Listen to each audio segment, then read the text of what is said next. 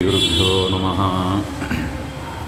ನರಸಿಂಹೋ ಅಖಿಲಾಜ್ಞಾನಮತಧ್ವಾಂತದಿವಾಕರಃ ಜಯತ್ಯಮಿತಸಜ್ಞಾನಸುಖಶಕ್ತಿಭಯೋನಿಧಿಃ ವ್ಯಾಸಾಯ ಭವನಾಶಾಯ ಶ್ರೀಶಾಯ ಗುಣರಾಶಯೇ ಹೃದ್ಯಾಯ ಶುದ್ಧವಿದ್ಯಾಯ ಮಧ್ವಾಯ ಚ ನಮೋ ನಮಃ.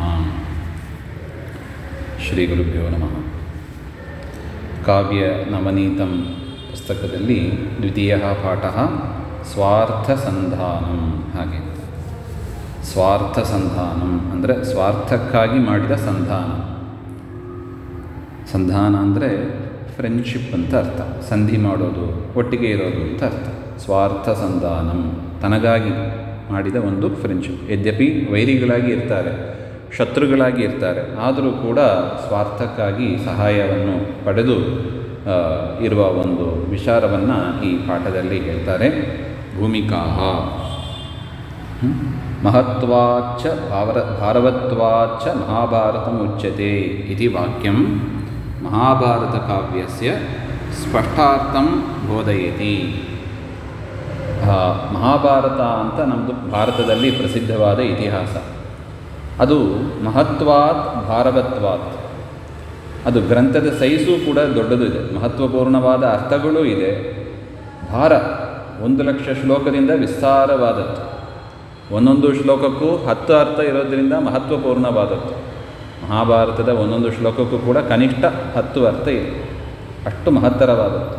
ಭಾರವತ್ವಾಚ 1,00,000 ಗ್ರಂಥ ವಿಸ್ತಾರವಾಗಿ ಇದೆ ಅದು, ಅದರಿಂದ ಅದನ್ನು ಮಹಾಭಾರತ ಅಂತ ಕರೀತಾರೆ.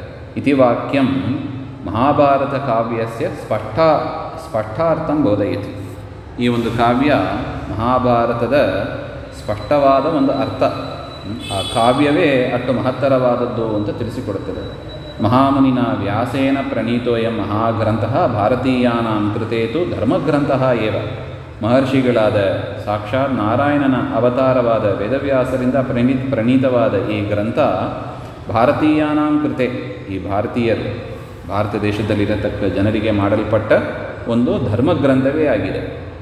ಅಂದರೆ ಹೇಗೆ ಆಚರಣೆ ಮಾಡಬೇಕು, ಮನುಷ್ಯ ಹೇಗೆ ನಡ್ಕೋಬೇಕು, ರಾಜ ಹೇಗೆ ನಡ್ಕೋಬೇಕು, ಅದೆಲ್ಲವನ್ನು ತಿಳಿಸಿಕೊಡತಕ್ಕ ಒಂದು ಧರ್ಮಗ್ರಂಥ. ಯತೋ ಹಿ ಸ್ಮೃತಿಪುರಾಣಾದಿಷು ಸಾಕ್ಷಾತ್ ವಿಹಿತಾ ಮಾನವಧರ್ಮಾ ಅತ್ರ ಗ್ರಂಥೆ ಪಾತ್ರಚಿತ್ರಣೇನ ಸಹ ನಿರೂಪಿತಾ. ಸ್ಮೃತಿಪುರಾಣಗಳಲ್ಲಿ ಅನೇಕ ಧರ್ಮಗಳನ್ನು ಹೇಳಿದ್ದಾರೆ. ಮನುಷ್ಯರಾಗಿ ಹುಟ್ಟಿದವರು ಏನೇನು ಧರ್ಮವನ್ನು ಮಾಡಬೇಕು ಅದೆಲ್ಲವನ್ನು ಸ್ಮೃತಿಪುರಾಣಗಳಲ್ಲಿ ಹೇಳಿದ್ದಾರೆ.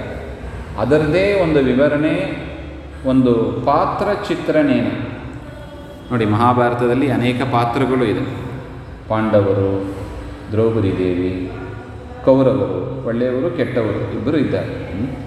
ಆ ಒಂದು ಪಾತ್ರದ ಒಂದು ಪರಿಚಯ ಮೂಲಕ ಧರ್ಮವನ್ನು ಹೇಗೆ ಮಾಡಬೇಕು ಹಾಗೆ ಅಂತ ಸ್ಮೃತಿ ಪುರಾಣಗಳಲ್ಲಿ ಹೇಳಿದ ವಿಚಾರವನ್ನು ಒಂದು ದೃಷ್ಟಾಂತ ಕೊಟ್ಟು ಇಲ್ಲಿಗೆ ಹೇಳ್ತಾರೆ, ಮಹಾಭಾರತದಲ್ಲಿ ನಿರೂಪಣೆ ಮಾಡಿದ್ದಾರೆ.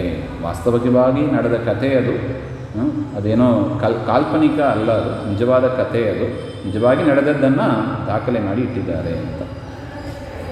ಏತೇಷು ರಾಜಧರ್ಮಶ್ಚ ಅನ್ಯತಮಃ. ಅನೇಕ ಮಾನವ ಧರ್ಮ ಅಂತ ನಾವು ನೋಡಿದ್ದೀವಿ, ಅದರಲ್ಲಿ ಒಂದು ರಾಜಧರ್ಮ. ಮಹಾಭಾರತೆ ರಾಜಧರ್ಮಸ್ಯೈವ ವಿವರಣಂ ವಿಸ್ತೃತಂ ಲಭ್ಯತೆ. ಮಹಾಭಾರತದಲ್ಲಿ ಈ ರಾಜಧರ್ಮದ ಒಂದು ವಿವರಣೆ ವಿಸ್ತಾರವಾಗಿ ನಮಗೆ ಕಂಡುಬರುತ್ತದೆ. ಅಕಸ್ಮಾದೇವ ಆಪತ್ಕಾಲೇ ಸಮುತ್ಪನ್ನೇ ಸತಿ ಪರಿಹಾರ ಚಿಂತನಂ ಕಥಂ ಭವೇತ್ ಇತಿ ನಿರೂಪಣಾರ್ಥಂ ಏವ ಏಷಾ ಕಥಾ ಸ್ವೀಕೃತ. ಅಕಸ್ಮಾತ್ತಾಗಿ ಆಪತ್ಕಾಲ ನಮಗೆ ಒದಗಿ ಬಂದಾಗ ಹೇಗೆ ಪರಿಹಾರ ಚಿಂತನೆ ಹೇಗೆ ಮಾಡ್ಕೋಬೇಕು, ಹೇಗೆ ಪರಿಹಾರ ಹುಡುಕಬೇಕು ಹಾಗೆಂಬ ಒಂದು ನಿರೂಪಣೆ ಈ ಒಂದು ಕಥೆಯಲ್ಲಿ ತಿಳಿಸಿಕೊಡ್ತಾ ಇದ್ದಾರೆ. ಅದರಿಂದ ಏಷಾ ಕಥಾ ಸ್ವೀಕೃತ, ಅದರಿಂದ ಈ ಕಥೆಯನ್ನು ಸ್ವೀಕಾರ ಮಾಡಿ ಪುಸ್ತಕದಲ್ಲಿ ಇಟ್ಟಿದ್ದಾರೆ. ಮಹಾಭಾರತಸ್ಯ ಶಾಂತಿ ಪರ್ವಣಿ ತತ್ರಾಪಿ ಆಪದ್ಧರ್ಮ ಪರ್ವಣಿ ವಿಸ್ತೃತ ಏಷಾ ಕಥಾ. ಮಹಾಭಾರತದಲ್ಲಿ ಅನೇಕ ಪರ್ವಗಳು ಇದೆ, ಅದರಲ್ಲಿ ಒಂದು ಶಾಂತಿ ಪರ್ವ, ಒಂದು ಚಾಪ್ಟರ್ ಅಂತ ಅರ್ಥ. ಅದರಲ್ಲಿ ಮತ್ತೆ ಬರುವ ಒಂದು ಸಬ್ ಚಾಪ್ಟರ್ ಅಂತ ಹೇಳಿದರೆ ಆಪದ್ಧರ್ಮ ಪರ್ವಣಿ ಹಾಗೆ ಅಂತ. ಅದರಲ್ಲಿ ಬರತಕ್ಕ ಒಂದು ಕಥೆಯೇ ವಿಸ್ತೃತವಾಗಿ ಅಲ್ಲಿ ಹೇಳಲ್ಪಟ್ಟಿದೆ ಅಂತ ಹೇಳ್ತಾರೆ. ರಾಜಾನಂ ಧರ್ಮಾತ್ಮಜಮುದ್ದೇಶ್ಯ ನಿರೂಪಿತೋಪಿ ಅಯಂ ಧರ್ಮ ದೆಹಲಿ ದೀಪನ್ಯಾಯೇನ ಸಾಮಾನ್ಯೇಷ್ವಪಿ ಸಂಗತಂ ಭವತ್ಯೇವ ಖಲು. ಯದ್ಯಪಿ ಈ ವಿಚಾರವನ್ನೆಲ್ಲ ಭೀಷ್ಮಾಚಾರ್ಯರು ಯುಧಿಷ್ಠಿರನಿಗೆ ಉಪದೇಶ ಮಾಡಿದ್ದು, ಆದರೂ ಕೂಡ ಈ ಧರ್ಮ ದೆಹಲಿ ದೀಪ ನ್ಯಾಯ. ದೆಹಲಿ ಅಂದರೆ ಗೋಡೆ, ದೀಪ ಅಂದರೆ ಲೈಟ್, ಒಂದು ಲ್ಯಾಂಪ್. ಗೋಡೆ ಮೇಲೆ ಹಚ್ಚಿದ ಒಂದು ದೀಪ ಗೋಡೆಯ ಆ ಕಡೆ ಬದಿಯಲ್ಲೂ ಬೆಳಕು ಬರ್ತದೆ, ಗೋಡೆ ಈ ಕಡೆಯಲ್ಲೂ ಬೆಳಕು ಬರ್ತದೆ, ಹೌದಲ್ಲ? ಮಧ್ಯದಲ್ಲಿ ಗೋಡೆ ಇದೆ, ಆ ಕಡೆ ಒಂದು ರೂಮ್ ಈ ಕಡೆ ಒಂದು ರೂಮ್ ಇದ್ದರೆ ಗೋಡೆ ಮೇಲೆ ದೀಪ ಹಚ್ಚಿದರೆ ಎರಡು ರೂಮಿಗೂ ಬರ್ತದೆ. ಹೇಗೋ ಹಾಗೆ ಯುಧಿಷ್ಠಿರನಿಗಾಗಿ ಹೇಳಲ್ಪಟ್ಟಿದ್ದರೂ ಕೂಡ ಸಾಮಾನ್ಯ ಮನುಷ್ಯರಿಗೂ ಎಲ್ಲರಿಗೂ ಕೂಡ ಇದು ಅನ್ವಯಿಸ್ತದೆ, ಎಲ್ಲರಿಗೂ ಕೂಡ ಸಂಗತವೇ ಆಗಿದೆ ಹಾಗೆ ಅಂತ. ಅದರಿಂದ ನಾವೆಲ್ಲರೂ ಕೂಡ ಕೇಳಬೇಕು, ತಿಳ್ಕೋಬೇಕು ಅಂತ. ಸಾಧನ ಕೌಶಲಂ ನಿರೂಪಿತ ಮಾತ್ರ, ಸಂಧಾನ ಕೌಶಲಂ ನಿರೂಪಿತ ಮಾತ್ರ. ಸಂಧಾನ ಅಂದರೆ ಒಂದು ಫ್ರೆಂಡ್ಶಿಪ್, ಶತ್ರುಗಳ ಜೊತೆಗೂ ಕೂಡ ಹೇಗೆ ಒಂದು ಫ್ರೆಂಡ್ಶಿಪ್ಪನ್ನು ಮಾಡ್ಕೋಬೇಕು ಹಾಗೆಂಬ ಅದನ್ನು ಇಲ್ಲಿ ತಿಳಿಸಿಕೊಟ್ಟಿದ್ದಾರೆ. ಸೂಚನಾ ಕಥಾಯಾ ಪೂರ್ಣರೂಪಂ ಜ್ಞಾತು ಮಹಾಭಾರತಸ್ಯ ಶಾಂತಿಪರ್ವಂ ಪಠಿತವ್ಯಂ. ಈ ಕಥೆಯ ಪೂರ್ಣ ಭಾಗವನ್ನು ತಿಳ್ಕೋಬೇಕು ಅಂದರೆ ಮಹಾಭಾರತದ ಶಾಂತಿಪರ್ವ, ಆ ಗ್ರಂಥ ಶಾಂತಿಪರ್ವದಲ್ಲಿ ಇದನ್ನು ನಾವು ಓದಿ ತಿಳ್ಕೋಬೇಕು. ಸ್ವಾರ್ಥ ಸಂಧಾನಂ, ಸ್ವಾರ್ಥಕ್ಕಾಗಿ ಮಾಡಿದ ಒಂದು ಸಂಧಾನ ಮಹಾಭಾರತದಲ್ಲಿ ಬರುವ ಒಂದು ಕಥೆ. ಫಸ್ಟ್ ಪಾಯಿಂಟ್, ಅಸ್ತಿ ಘೋರಾರಣ್ಯೇ ವಿಶಾಲಃ ಕಶ್ಚಿತ್ ವಟವೃಕ್ಷಃ. ಒಂದು ವಿಸ್ತಾರವಾದ ಒಂದು ಅರಣ್ಯದಲ್ಲಿ, ಘೋರವಾದ ಒಂದು ಅರಣ್ಯದಲ್ಲಿ ವಿಶಾಲವಾದ ಒಂದು ವಟವೃಕ್ಷ, ವಿಶಾಲವಾದ ಒಂದು ವಟವೃಕ್ಷ ಇತ್ತು. ಅದು ಹೇಗಿತ್ತು? ಲತಾಭಿಃ ಆವೃತಃ, ಅನೇಕ ಬಳ್ಳಿಗಳು ಅದನ್ನು ಸುತ್ತಕೊಂಡಿತ್ತು. ದೀರ್ಘಾಭಿಃ ಶಾಖಾಭಿಃ, ಅದರ ಟೊಂಕೆಗಳು ಭಾರಿ ದೀರ್ಘವಾಗಿ ಇತ್ತು. ಸ್ವಸ್ಮಾತ್ ಉತ್ತಿತೈಃ ಪ್ರತಾನೈಶ್ಚ ಶೋಭತೆ ಅಯಂ ವೃಕ್ಷಃ, ತನ್ನಿಂದ ಹುಟ್ಟಿದ ಅನೇಕವಾದ ರೆಂಬೆಗಳಿಂದ ಅದು ಶೋಭಿಸ್ತಾ ಇತ್ತು. ಭಾರಿ ದೊಡ್ಡದಾದ ಒಂದು ವೃಕ್ಷ ಅಂತ ಒಟ್ಟು. ಸಾಂದ್ರ ಶೀತಲ ಛಾಯೆಯ ಸರ್ವಾಕರ್ಷಕ ಅಸೋ ವೃಕ್ಷ. ಸಾಂದ್ರ ಶೀತಲ ಛಾಯೆಯ, ಅದರ ನೆರಳು ಅದು ಭಾರಿ ನಿಬಿಡವಾಗಿತ್ತು. ಅಂದರೆ ಒಳ್ಳೆ ಬೆಳಕು, ಸೂರ್ಯ ಬೀಳ್ತಾನೇ ಇಲ್ಲ, ಅದರ ಮರದಲ್ಲಿ ಕೆಳಗೆ ಇದ್ದರೆ ಸೂರ್ಯನ ತಾಪನೇ ಇರೋದಿಲ್ಲ. ಮತ್ತು ಶೀತಲ, ತಂಪಾಗಿ ಇತ್ತು. ಅಂಥ ಒಂದು ಅದ್ಭುತವಾದ ಒಂದು ವೃಕ್ಷ. ಅದರಿಂದ ಸರ್ವಾಕರ್ಷಕ, ಎಲ್ಲರನ್ನು ಅಟ್ರ್ಯಾಕ್ಟ್ ಮಾಡ್ತಾ ಇತ್ತು. ಯಾರಿಗೆ ತಾನೇ ಬೇಡ ಹೇಳಿ, ವನದಲ್ಲಿರುವ ಪ್ರಾಣಿಗಳಿಗೆ ತುಂಬ ಹಿಡಿತವಾಗಿತ್ತು. ನಯನ ಮನೋಹರೋಯಂ ಸಮೇಷಾಂ ವಿಹಗಾನಾಂ ಆಶ್ರಯ ಭೂಮಿ. ಕಣ್ಣಿಗೆ ಮನಸ್ಸಿಗೆ ತುಂಬ ಆಹ್ಲಾದಕರವಾದ ಆ ಒಂದು ಮರ ವಿಹಗಾನಾಂ ಅಂದರೆ ಪಕ್ಷಿಗಳಿಗೆ ಆಶ್ರಯ ಭೂಮಿಯಾಯಿತು. ಎಲ್ಲ ಪಕ್ಷಿಗಳಿಗೂ ಕೂಡ ಆಶ್ರಯ ಭೂಮಿ ಆಗಿತ್ತು. ಅತಃ ವಿರೋಧಿನಃ ಅವಿರೋಧಿನಃ ಚ ಮಿತಃ ಏನಂ ವೃಕ್ಷಂ ಸಮಾಶ್ರಯಂತಿ. ಅದರಿಂದ ಎಲ್ಲ ಪ್ರಾಣಿಗಳು ಅಲ್ಲಿ ಇದ್ದವು. ಅಂದರೆ ಪ್ರಾಣಿಗಳಲ್ಲಿ ಪರಸ್ಪರ ವಿರೋಧ ಇರ್ತದೆ, ಒಂದು ಪ್ರಾಣಿ ಅಂದ್ಕೊಂಡ್ರೆ ಇನ್ನೊಂದು ಪ್ರಾಣಿಗೆ ಆಹಾರವಾಗಿ ಇರ್ತದೆ. ಹಾಗಿದ್ದರೂ ಕೂಡ ವಿರೋಧವನ್ನೆಲ್ಲ ಮರೆತು ಒಟ್ಟಿಗೆ ಪ್ರಾಣಿಗಳು ಅಲ್ಲಿ ಇದ್ದವು, ಆ ವೃಕ್ಷದಲ್ಲಿ ಇದ್ದವು ಅಂತ.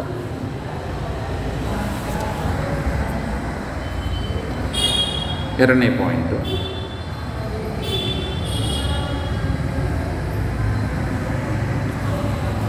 ತದ್ವಟಮೂಲೆ ಸಹಸ್ರಮುಖಂ ವಿವರಂ ಕೃತ್ವಾ ಫಲಿತನಾಮಕಃ ಕಶ್ಚನ ಮೂಷಿಕಃ ವಸತಿ. ಆ ಒಂದು ಮರದ ವಟವೃಕ್ಷದ ಮೂಲದಲ್ಲಿ ಸಹಸ್ರಮುಖಂ ವಿವರಂ, ಅನೇಕ ವಿವರ ಅಂದರೆ ತೂತುಗಳನ್ನು ಮಾಡಿಕೊಂಡು ಫಲಿತ ಎನ್ನತಕ್ಕ ಒಂದು ಇಲಿ ಅಲ್ಲಿ ವಾಸ ಮಾಡಿಕೊಂಡಿತ್ತು. ಫಲಿತನಾಮಕಃ ಕಶ್ಚನ ಮೂಷಿಕಃ, ಯಾವುದೋ ಒಂದು ಇಲಿ, ಅದಕ್ಕೆ ಹೆಸರು ಫಲಿತ ಅಂತ. ವಟವೃಕ್ಷಸ್ಯ ಶಾಖಾಯಾಂ ಕೋಪಿ ಲೋಮಶೋ ನಾಮ ಬಿಡಾಲಃ ವಾಸಂ ಕರೋತಿ. ಆ ವಟವೃಕ್ಷದ ಶಾಖೆಯಲ್ಲಿ ಲೋಮಶ ಎನ್ನತಕ್ಕ ಬಿಡಾಲ ಅಂದರೆ ಬೆಕ್ಕು ವಾಸ ಮಾಡಿಕೊಂಡು ಇತ್ತು. ಲೋಮಬಾಹುಲ್ಯ ತಸ್ಯ ಲೋಮಶಃ ಇತಿ ಸಂಜ್ಞಾಪಿ ಯುಕ್ತ ಇವ ಅಸ್ತಿ. ಅದಕ್ಕೆ ಯಾಕೆ ಲೋಮಶ ಅಂತ ಹೆಸರು ಬಂತು? ಲೋಮ ಅಂದರೆ ಮೈಯಲ್ಲಿರತಕ್ಕ ಕೂದಲುಗಳಿಗೆ ಲೋಮ ಅಂತ ಕರೀತಾರೆ.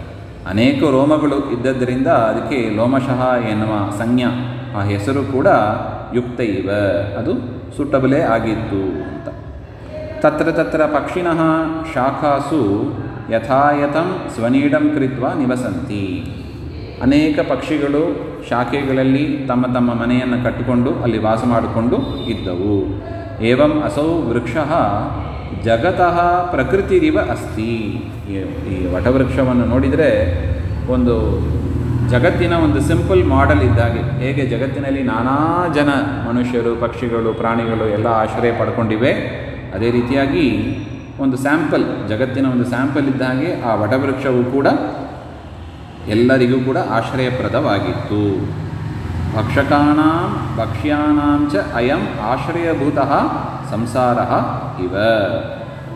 ಭಕ್ಷಕ, ಭಕ್ಷ್ಯ, ಯಾರು ತಿನ್ನುತ್ತಾರೋ ಅವರು ಭಕ್ಷಕರು. ಯಾವುದು ತಿನ್ನಲು ಯೋಗ್ಯವಾಗಿದೆಯೋ ಅದು ಭಕ್ಷ್ಯ. ಉದಾಹರಣೆಗೆ ಸರ್ಪ, ಸರ್ಪ ಇಲಿಯನ್ನು ತಿನ್ನುತ್ತದೆ, ಸರ್ಪ ಭಕ್ಷಕ, ಸರ್ಪ ಭಕ್ಷಕ, ಇಲಿ ಭಕ್ಷ್ಯ. ಆ ಥರ ಭಕ್ಷಕಾನಾಂ ಭಕ್ಷ್ಯಾನಾಂ ಚ ಅಯಂ ಆಶ್ರಯಭೂತಃ ಸಂಸಾರಃ ಇವ. ಹೇಗೆ ಸಂಸಾರ, ಈ ಜಗತ್ತು ಎಲ್ಲರಿಗೂ ಕೂಡ ವಿರೋಧ ಇದ್ದವರಿಗೂ ಕೂಡ ಆಶ್ರಯಪ್ರದವಾಗಿದೆಯೋ ಅದೇ ಥರ ಜಗತ್ತು ಕೂಡ ಭಕ್ಷಕ ಭಕ್ಷ್ಯ ಇಬ್ಬರಿಗೂ ಕೂಡ ಆಶ್ರಯಭೂತವಾಗಿದೆ. ಪಕ್ಷಿನಾ ವಿವಿಧ ಜಾತೀಯಾನಾಂ ವಸತಿಂ ದೃಷ್ಟ್ವಾ ಕಶ್ಚನ ವ್ಯಾಧಃ ತಸ್ಮಿನ್ ನಿಕಟೆ ಏವ ಉಟಜಂ ಕೃತ್ವಾ ನಿವಸತಿ. ವಿವಿಧ ಜಾತೀಯಾನಾಂ ಪಕ್ಷೀನಾಂ, ಅನೇಕ ಜಾತಿಗಳ ಪಕ್ಷಿಗಳ ಗುಂಪು ಅಲ್ಲಿ ವಾಸ ಮಾಡೋದನ್ನು ಕಂಡು ಯಾವುದೋ ಒಂದು ವ್ಯಾಧ, ಕಶ್ಚನ ವ್ಯಾಧ, ಬೇಟೆಗಾರ, ತನ್ನಿಕಟೆ ಏವ ಆ ವಟವೃಕ್ಷದ ಸಮೀಪದಲ್ಲೇ ಉಟಜಂ ಕೃತ್ವಾ, ಉಟಜ ಅಂದರೆ ಮನೆಯನ್ನು ಮಾಡಿ ನಿವಸತಿ ವಾಸ ಮಾಡ್ತಾ ಇದ್ದ. ಬೇಟೆಗಾರನಿಗೆ ಈ ಪಕ್ಷಿ ಪ್ರಾಣಿಗಳೆಲ್ಲ ಆ ವಟವೃಕ್ಷದಲ್ಲಿ ಇದ್ದದ್ದು ಅನುಕೂಲ ಆಯಿತು. ಯಾಕೆ? ಅದನ್ನು ಇಟ್ಕೊಂಡೇ ಬದುಕುವವರು, ಅದರಿಂದ ಅವರಿಗೆ ಅನುಕೂಲ ಆಯಿತು.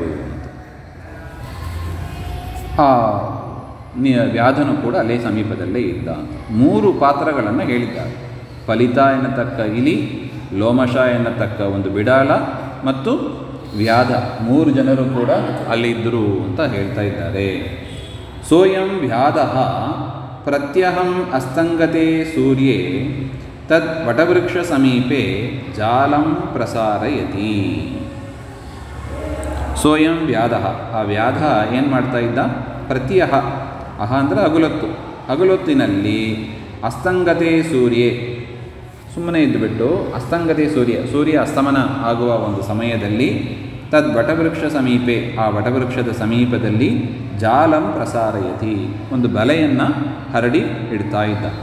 ಅಯಂ ಚ ಜಾಲ ಸುದೃಢ, ಆ ಜಾಲ, ಆ ಬಲೆ ಸ್ಟ್ರಾಂಗ್ ಆಗಿತ್ತು, ದೃಢವಾಗಿ ಇತ್ತು.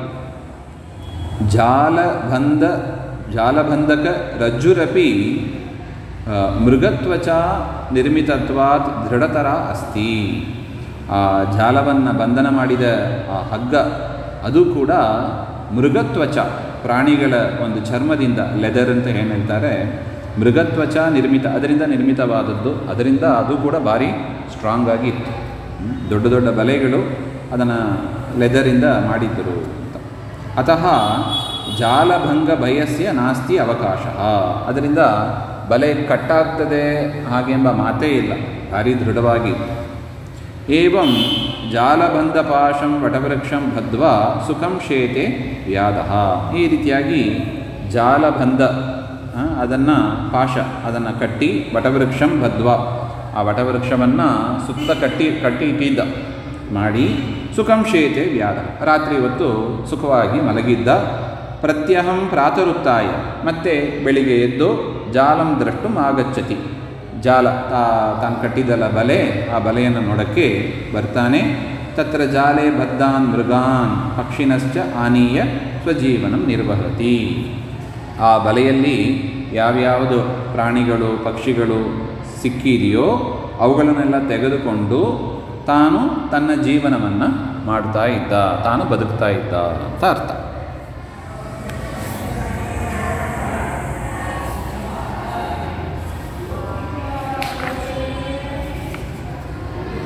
ಗಚ್ಚತಿ ಕಾಲೇ ಕದಾಚಿತ್ ಸೋಯಂ ಲೋಮಶಾಕ್ಯಃ ಮಾರ್ಜಾಲಃ ಜಾಗರೂಕೋಪಿ ಅಕಸ್ಮಾತ್ ಜಾಲೇನ ಬದ್ಧ. ಹೀಗೆ ಕಾಲ ಹೋಯ್ತಾ ಇತ್ತು. ಒಂದು ಸಲ ಏನಾಯಿತು, ಲೋಮಶ ಎನ್ನತಕ್ಕ ಆ ಬೆಕ್ಕು ಅದು ಎಚ್ಚರದಿಂದಲೇ ಇತ್ತು, ಆದರೂ ಕೂಡ ಅಕಸ್ಮಾತ್ ಆ ಜಾಲದಲ್ಲಿ ಅದು ಬಂಧವಾಯಿತು, ಆ ಬಲೆಯಲ್ಲಿ ಸಿಕ್ಕಿಕೊಂಡಿತ್ತು ಆ ಬೆಕ್ಕು. ತಮಿಮಂ ಬದ್ಧಂ ಸ್ವಕುಲ ಭಕ್ಷಕಂ ಜಾತಿವೈರಿಣಂ ಆರ್ಜಾರಂ ಪಶ್ಯತಿ ಫಲಿತಸಂಜ್ಞಃ ಮೂಷಿಕಃ. ಈ ರೀತಿಯಾಗಿ ಬಿಡಾಲ ಆ ಬದ್ಧವಾದದ್ದನ್ನು ನೋಡಿ ತನ್ನ ಕುಲ ಭಕ್ಷಕ, ತನ್ನ ಕುಲವನ್ನೇ ನಾಶ ಮಾಡತಕ್ಕದ್ದು, ಜಾತಿವೈರಿ, ಆ ಜಾತಿಗೆ ವೈರಿಯಾದದ್ದು ಆ ಬೆಕ್ಕನ್ನು ನೋಡಿ ಫಲಿತ ಎನ್ನತಕ್ಕ ಮೂಷಿಕ ಇದನ್ನು ನೋಡಿತ್ತು. ಇಲಿಗೂ ಬೆಕ್ಕಿಗೂ ಆಗಿ ಬರೋದಿಲ್ಲ, ಅದು ಸ್ವಕುಲ ಭಕ್ಷಕ. ಬೆಕ್ಕುಗಳು ಇಲಿಗಳನ್ನು ತಿಂದುಬಿಡುತ್ತದೆ, ಅದರಿಂದ ಜಾತಿ ವೈರಿ, ಎರಡು ಜಾತಿಗೂ ಆಗಿ ಬರೋದೇ ಇಲ್ಲ, ಇಲಿಗೂ ಬೆಕ್ಕಿಗೂ ಆಗಿ ಬರೋದೇ ಇಲ್ಲ. ಆದರೆ ಈಗ ಏನಾಯಿತು, ಆ ಮಾರ್ಜಾರ ಬೆಕ್ಕು ಬಂಧನದಲ್ಲಿ ಇದ್ದದ್ದನ್ನು ಫಲಿತ ಎನ್ನುವ ಇಲಿ ನೋಡಿತ್ತು. ಮಾರ್ಜಾಲ ಜಾಲಬದ್ಧ ಇತಿ ಸಂತುಷ್ಟ. ಬೆಕ್ಕು ಬಲೆಯಲ್ಲಿ ಸಿಕ್ಕೊಂಡಿದೆ ಅಂತ ಭಾರಿ ಸಂತೋಷ ಆಯಿತು. ಭೀತಭಯ ಫಲಿತ ಇತಸ್ತತಃ ಸ್ವಚ್ಛಂದಂ ಸಂಚರತಿ. ಬೆಕ್ಕು ಏನು ಮಾಡುತ್ತದೋ ಏನೋ ಅಂತ ಒಂದು ಭಯ ಇರ್ತಾ ಇತ್ತು ಆ ಇಲಿಗೆ. ಆದರೆ ಯಾವಾಗ ಬೆಕ್ಕು ಬಲೆಯಲ್ಲಿ ಸಿಕ್ಕಿಕೊಂಡಿತ್ತೋ ಆಗ ಆ ಫಲಿತ ಎನ್ನುವ ಇಲಿ ಇತಸ್ತತಃ ಇಲ್ಲಿಯಲ್ಲಿ ಸ್ವಚ್ಛಂದಂ ತನ್ನ ಇಷ್ಟ ಬಂದಂಗೆ ಸಂಚಾರವನ್ನು ಮಾಡುತ್ತಾ ಇತ್ತು. ಚಿಂತಯೇತಿ ಸ ಮನಸ್ಸಿ ಮೂಷಿಕ. ಆ ಇಲಿ ಮನಸ್ಸಿನಲ್ಲಿ ಈ ರೀತಿಯಾಗಿ ಚಿಂತನೆಯನ್ನು ಮಾಡಿತ್ತು. ಸ್ವಶತ್ರು ಲೋಮಶಃ ಪ್ರಬದ್ಧ. ನನ್ನ ಶತ್ರುವಾದ ಲೋಮಶ ಎನ್ನತಕ್ಕ ಬೆಕ್ಕು ಬಂಧಿತವಾಗಿದೆ, ಬಲೆಯಲ್ಲಿ ಸಿಕ್ಕೊಂಡಿದೆ. ಇತಃ ಪರಂ ನಾಸ್ತಿ ಮೇ ಭಯಂ ಕಿಂಚಿತ್. ಇನ್ನು ಮುಂದೆ ನನಗೆ ಯಾವ ಭಯವೂ ಇರೋದಿಲ್ಲ. ಯಥೇಷ್ಟಂ ವಿಹರಾಮಿ. ಹೇಗೆ ಬಂತೋ ಹಾಗೆ ನಾನು ಸಂಚಾರ ಮಾಡ್ತೇನೆ. ಈ ರೀತಿಯಾಗಿ ಮನಸ್ಸಿನಲ್ಲಿ ಚಿಂತನೆ ಮಾಡಿತ್ತು. ಏವಂ ವಿಚಿಂತ್ಯ ವಿವರಾತ್ ಬಹಿಃ ನಿರ್ಗತ್ಯ ಯಥೇಷ್ಟಂ ವಿಹರತಿ ಮೂಷಿಕೆ ಫಲಿತೆ ಜಾಲಮಧ್ಯೆ ಸಂಲಗ್ನಂ ಮಾಂಸಖಂಡಂ ಪಶ್ಯತಿ. ಈ ರೀತಿಯಾಗಿ ಚಿಂತನೆ ಮಾಡಿ ತನ್ನ ಇಲಿ ಮನೆ ಇತ್ತಲ್ಲ, ಗೂಡು, ಇಲಿಯ ವಿವರ ಅಂತ ಕರೀತಾರೆ, ಆ ವಿವರದಿಂದ ಹೊರಗೆ ಬಂದು ಯಥೇಷ್ಟವಾಗಿ ವಿಹಾರ ಮಾಡ್ತಾ ಇರುವಾಗ ಆ ಫಲಿತ ಜಾಲ ಮಧ್ಯೆ, ಬಲೆಯ ಮಧ್ಯದಲ್ಲಿ ಇರತಕ್ಕ ಒಂದು ಮಾಂಸಖಂಡನವನ್ನು ನೋಡಿತ್ತು. ಒಂದು ಮಾಂಸ ಪೀಸ್ ಅದನ್ನು ನೋಡಿತ್ತು. ದರ್ಶನ ಮಾತ್ರೇನ ಸಂತುಷ್ಟ ಮೂಷಿಕ ಮಾಂಸಖಂಡಮಿಷೇನ ಜಾಗರೂಕತೆಯ ಜಾಲಂ ಆರುಹ್ಯ ಮಾಂಸಖಂಡಂ ಉಪಸರ್ಪತಿ. ಆ ಮಾಂಸಖಂಡವನ್ನು ನೋಡಿದ ಕೂಡಲೇ ಭಾರಿ ಸಂತೋಷ ಆಯ್ತಂತೆ ಆ ಇಲಿಗೆ. ಮಾಂಸಖಂಡ ಮಿಷೇನ, ಆ ಮಾಂಸಖಂಡ ಒಂದು ನೋಡಿದ ಕೂಡಲೇ ಅದಕ್ಕೆ ಸಂತೋಷ ಆಯಿತು. ಜಾಗರೂಕತೆಯ, ಈಗ ಏನು ಮಾಡೋದು, ಆ ಮಾಂಸವನ್ನು ತಿನ್ನಬೇಕು ಅಂತ, ಆದರೆ ಬಲೆಯ ಮಧ್ಯದಲ್ಲಿ ಇದೆ, ಅದರಿಂದ ಎಚ್ಚರದಿಂದ ಜಾಲಂ ಆರುಹ್ಯ, ಆ ಬಲೆಯನ್ನು ಹತ್ತಿ ಮಾಂಸಖಂಡಂ ಉಪಸರ್ಪತಿ, ಮಾಂಸಖಂಡದ ಹತ್ರ ಅದು ಸಮೀಪಕ್ಕೆ ಬಂದಿತ್ತು. ರಸನಯ ಮಾಂಸಖಂಡಂ ವ್ಯಾಪಾರಯತಿ. ತುಂಬ ಟೇಸ್ಟ್, ಆ ರಸಭರಿತವಾದ ಆ ಮಾಂಸಖಂಡವನ್ನು ವ್ಯಾಪಾರಯತಿ, ನೋಡ್ತಾ ಇತ್ತಂತೆ ಅದು. ಕಿಂಚಿತ್ ಆಸ್ವಾದಯನ್ನೇವ ಸಹ ಜಾಲಬದ್ಧಂ ಲೋಮಶಂ ದೃಷ್ಟ ಮುಹುಃ ಅಪಹಸತಿ. ಸ್ವಲ್ಪ ಆಸ್ವಾದನೆ ಮಾಡುತ್ತಾ ಆ ಮಾಂಸಖಂಡನವನ್ನು ತಿಂತ ಜಾಲಬದ್ಧಂ, ಆ ಬಲೆಯಲ್ಲಿ ಸಿಕ್ಕಿಕೊಂಡಿದ್ದ ಆ ಬೆಕ್ಕನ್ನು, ಲೋಮಶ ಆ ಬೆಕ್ಕನ್ನು ನೋಡಿ ಮುಹುಃ ಅಪಹಸತಿ, ಮತ್ತೆ ಅಪಹಾಸವನ್ನು ಮಾಡ್ತಾ ಇತ್ತು. ಆನಂದ ತುಂದಿಲಃ ಮೂಷಿಕಃ ಇಷ್ಟಸ್ಯ ಮಾಂಸಖಂಡ ಪ್ರಾಪ್ತಿಯ ಅನಿಷ್ಟಸ್ಯ ಮಾರ್ಜಾಲಸ್ಯ ನಿವೃತ್ತಿಯ ಚ ಇತಸ್ತತಃ ದೃಷ್ಟಿಂ ಪ್ರಸಾರಯತಿ. ಆನಂದ ಸಂತೋಷದಿಂದ ಆ ಇಲಿ ಒಂದು ಅದಕ್ಕೆ ಭಯ ಪರಿಹಾರ ಆಯಿತು, ಬೆಕ್ಕಿನ ಭಯ ಪರಿಹಾರ ಆಯಿತು. ಇಷ್ಟವಾದ ಮಾಂಸಖಂಡ ಸಿಕ್ತು, ಎರಡು ಇಷ್ಟ ಪ್ರಾಪ್ತಿಯಾಯಿತು, ಅನಿಷ್ಟ ನಿವೃತ್ತಿ ಆಯಿತು. ಅದರಿಂದ ಇತಸ್ತತಃ ಇಲಿಯಲ್ಲಿ ನೋಡುತ್ತಾ ತನ್ನ ದೃಷ್ಟಿಯನ್ನು ಹಾಕಿಕೊಂಡು ಇತ್ತು. ಹಾಗೆ ಅಂತ ಮುಂದೆ ಏನಾಯಿತು ಎಂಬ ಅದನ್ನು ಮತ್ತೆ ನೋಡೋಣ. ಶ್ರೀಮಧ್ವಾಂತರ್ಗತ ಶ್ರೀಕೃಷ್ಣ ಆತ್ಮನಸ್ತು. ಶ್ರೀಹರೇ ನಮಃ.